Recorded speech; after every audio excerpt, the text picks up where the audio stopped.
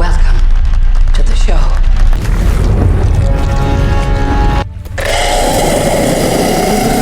Di suatu wilayah di Irlandia, seorang pria sedang berlari di hutan. Dia tampak ketakutan. Dia menemukan sebuah papan tanda dengan kata-kata tidak ada jalan kembali dan juga ada angka yang menunjukkan arah atau jarak ke suatu tujuan. Namun, dia gagal untuk melarikan diri dari kegelapan yang dengan cepat menyelimuti area di sekitarnya. Pria ini menyadari hari sudah gelap. Dia mencoba memanjat pohon untuk bersembunyi. Sayangnya dahannya patah dan dia terjatuh. Ada yang menyeretnya masuk ke dalam lubang. Sesuatu yang tak kasat mata menangkapnya. Ada seorang bernama Mina.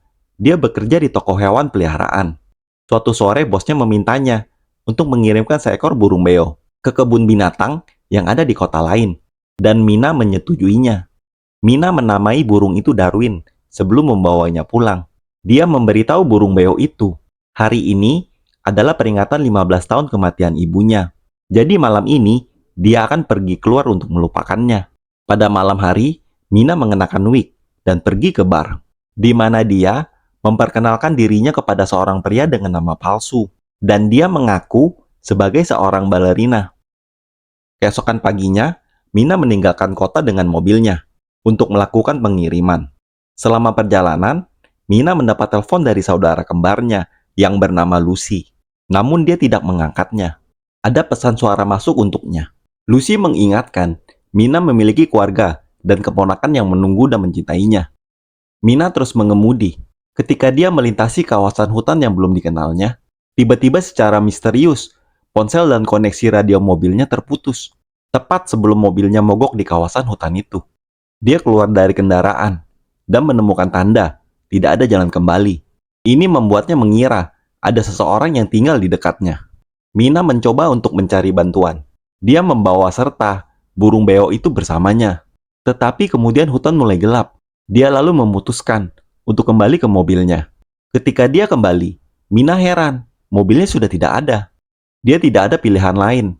Akhirnya dia terus berjalan melalui area hutan yang semakin gelap. Mina mendengar suara-suara. Dia menyadari ada seorang wanita tua yang berlari di dekatnya. Dia pun memutuskan untuk mengikutinya.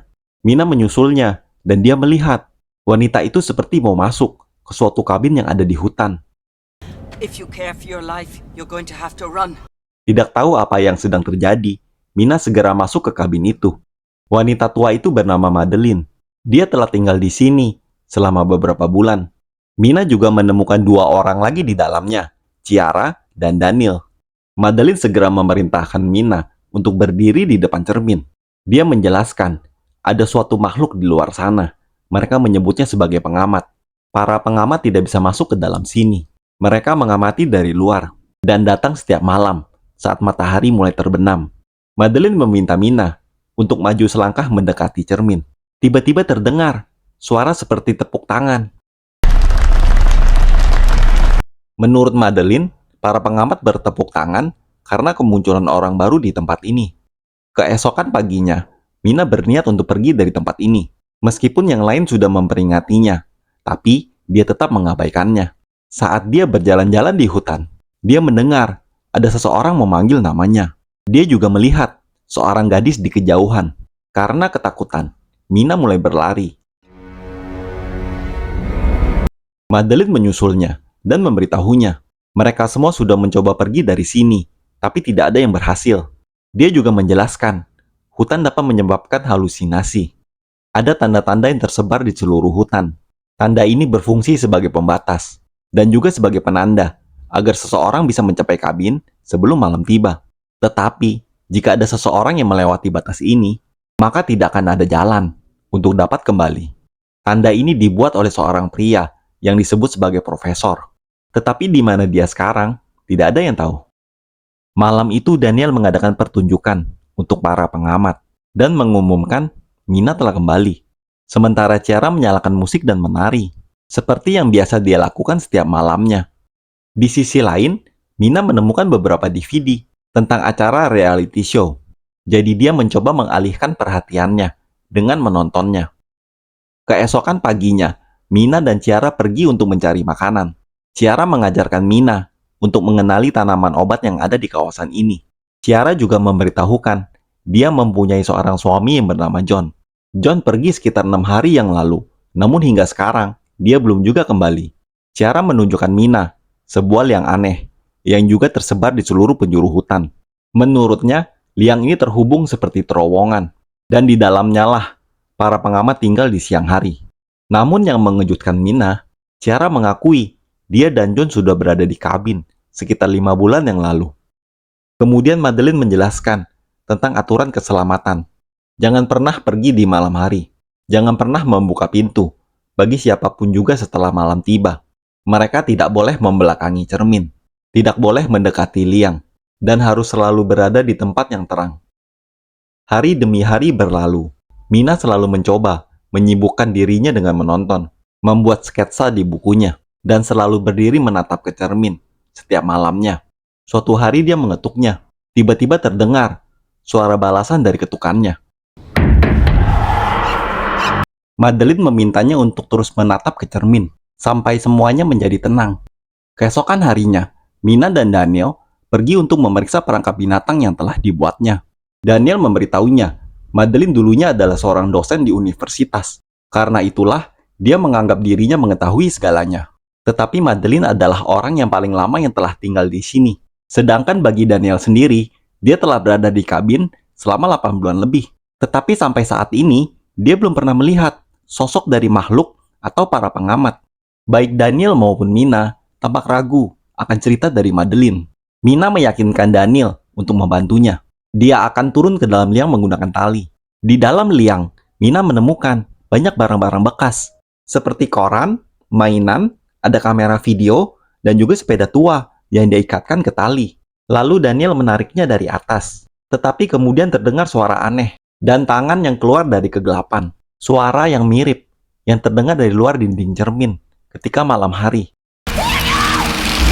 Akhirnya Daniel menjatuhkan talinya, dan Mina memanjat naik ke atas. Kemudian Mina menunjukkan kepada Ciara dan Madeline semua barang yang telah mereka bawa. Mina mengatakan mereka menemukannya di bawah batu besar, bukan di dalam liang. Tapi Madeline sedikit tidak yakin dan memiliki reaksi yang agak aneh terhadap hal ini. Sementara itu, Daniel berhasil mengutak-atik kamera yang dibawanya menjadi sebuah kamera pengawas yang lalu dipasangkan di dekat pintu. Malam harinya, semuanya berjalan seperti biasanya, hingga sesuatu muncul dari kamera pengawas. Ciara mendengar suara, seseorang mengetuk dari pintu, tetapi Madeline melarang mereka untuk membukanya. Namun, Ciara mendengar itu adalah suara suaminya. Madeline masih tetap melarangnya. Dia mengingatkan, para pengamat bisa melakukan trik untuk memancing mereka. Saat ini John terus memohon untuk membukakan pintu untuknya. Madeline meminta Ciara agar menanyakan sesuatu yang hanya diketahui suaminya. Akhirnya Ciara mencoba membuktikan orang yang di luar adalah John, suaminya, dengan menanyakan buku apa yang sedang dibacanya. Sayangnya, John tidak ingat, meskipun mereka membeli buku ini bersama-sama.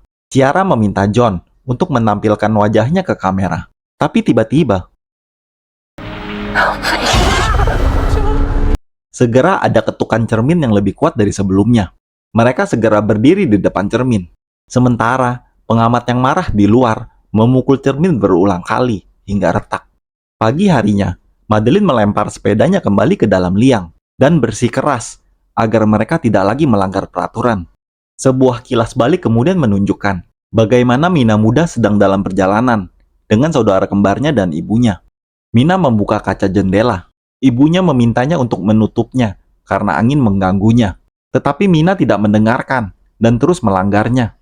Hal ini memaksa ibunya menutup otomatis jendela kaca itu. Namun teriakan Mina mengalihkan perhatian ibunya dari jalan. Sehingga terjadi tragedi di mana Mina masih merasa bersalah sampai sekarang. Musim dingin segera tiba. Makanan menjadi semakin langka dan malam semakin dingin. Setiap orang telah kehilangan harapan untuk dapat pergi dari tempat ini. Dan pertengkaran mulai ada di antara mereka. Suatu hari Mina mendengar Madeline membentak Daniel, memarahinya karena dia sudah lama tidak menangkap apapun, dan mereka akan segera kelaparan. Sementara Ciara mengabaikan mereka dengan menonton, dan Mina terus menggambar sketsa di lantai kabin. Saat Mina membalikan badannya, dia menyadari Ciara telah pergi. Mina menemukannya sedang berdiri di tepi liang, yang sedang mempertimbangkan dia ingin bersama lagi dengan John. Saat ini, mereka mendengar teriakan Daniel yang terdengar marah terhadap Madeline. Daniel! Ciara mengejar Daniel, sementara Mina menghampiri Madeline untuk membantunya. Karena hari sudah gelap, mereka segera berlari untuk kembali ke dalam kabin. Tapi Daniel mengunci pintunya dan menolak untuk membiarkan mereka masuk. Mina dan Madeline tidak ada pilihan lain selain lari dan bersembunyi di bawah pohon tua yang mungkin dapat menutupi bau mereka. Dengan segera mereka melihat monster kurus seperti laba-laba datang dari dalam hutan, mendekati jendela kabin, dan mengeluarkan suara melengking yang mengerikan. Para pengamat menatap Daniel, dan Daniel memberitahu mereka, dua di antara mereka telah hilang, membuat para pengamat pergi mencari mereka yang hilang tersebut. Mina dan Madeline yang melihat para pengamat telah pergi, mereka segera berlari kembali ke kabin.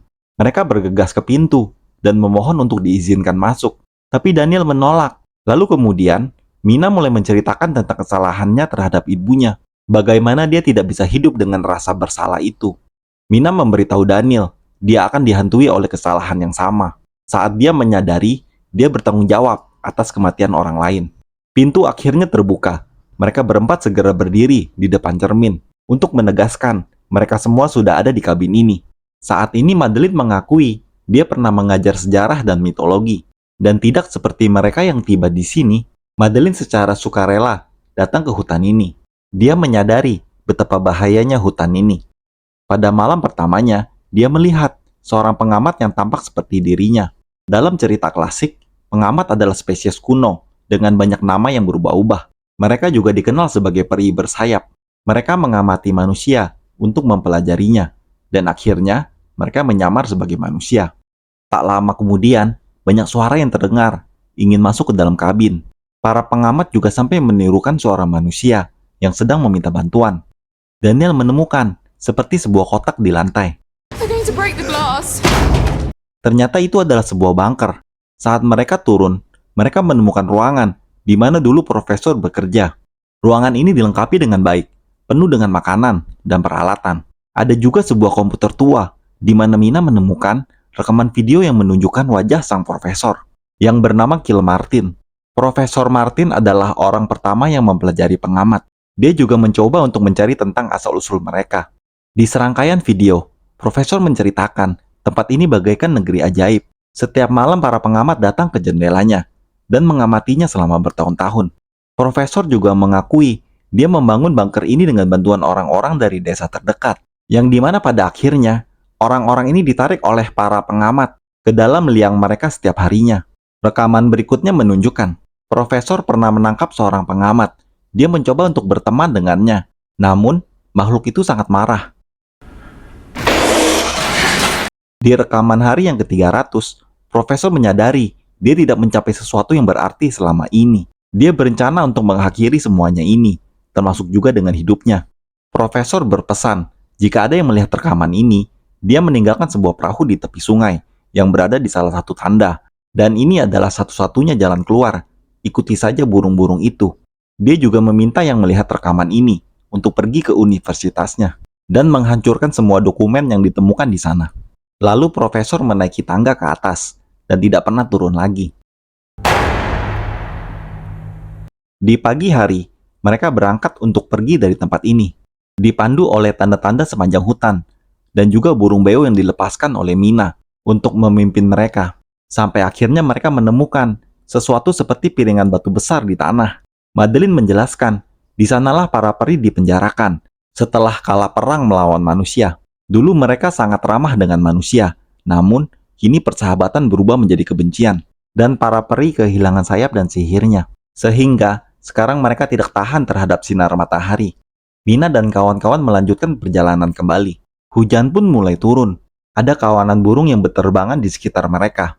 Ini menandakan malam akan segera tiba. Mereka dapat mendengar para pengamat datang mengejar mereka, sehingga mereka semua segera berlari sampai tiba di tepi sungai. Para wanita bergegas ke perahu. Namun Daniel mendengar suara dari John. Daniel menyangka John masih selamat, sehingga dia kembali untuk membantunya. Ciara berteriak memperingatkan Daniel, itu bukan John, dan memohon agar dia segera naik ke perahu. Tetapi Daniel tidak mendengar dan pengamat menangkapnya. Mereka segera mendayung, menjauhi tempat itu. Para pengamat tidak dapat mengejar, karena mereka tidak dapat meninggalkan hutan itu. Sampai akhirnya mereka menemukan sebuah jembatan dan menaikinya, menghentikan bis, lalu kembali ke kota. Mina teringat akan pesan dari profesor. Dia lalu pergi ke universitas, tempat di mana dia bekerja. Mina berpura-pura sebagai keponakannya, sampai dia memasuki kantornya. Dia menemukan lebih banyak foto, dokumen penelitian, dan rekaman, di mana isi rekaman membahas tentang peri. Dan terkadang, para peri bahkan berpasangan dengan manusia. Pasangan tersebut menghasilkan anak-anak berdarah campuran, yang bisa berjalan di bawah sinar matahari. Dan selain itu ada sebuah foto, yang membuat Mina terkejut. Malam harinya Mina pergi ke rumah Ciara. Dia menunjukkan sebuah foto, yang ternyata Madeline adalah istri dari profesor. Namun Madeline yang sebenarnya telah meninggal beberapa tahun yang lalu. Yang artinya, Madeline yang tinggal bersama mereka selama ini adalah seorang peri yang menirunya dan mampu bergerak di siang hari. Kemudian sebuah mobil tiba di depan rumah, dan Ciara yang asli keluar. Jadi Ciara yang dia ajak bicara barusan adalah si peri yang meniru Madeline sebelumnya. Si peri berubah bentuk lagi. Sambil mengeluh, mereka hanya ingin hidup seperti spesies lain. Tetapi karena kebencian manusia, mereka terpaksa tinggal di bawah tanah. Dia juga menjelaskan, dia selalu ingin untuk pergi meninggalkan hutan, karena peri lain menganggapnya aneh, karena dia bisa berjalan di bawah sinar matahari. Sang peri berbalik dan siap menghabisi Ciara. Tetapi Mina mengatakan, pasti ada jenis yang sama seperti dirinya di luar sana, di antara manusia, yang mampu juga merasakan emosi, berkat darah campurannya. Peri akhirnya melunak dan mulai membuka sayapnya. Dia mengakui bahwa Mina mungkin benar sebelum dia terbang meninggalkannya. Mina memeriksa Ciara, dan untungnya dia baik-baik saja. Beberapa hari kemudian, akhirnya Mina mengunjungi saudara kembar dan keponakannya.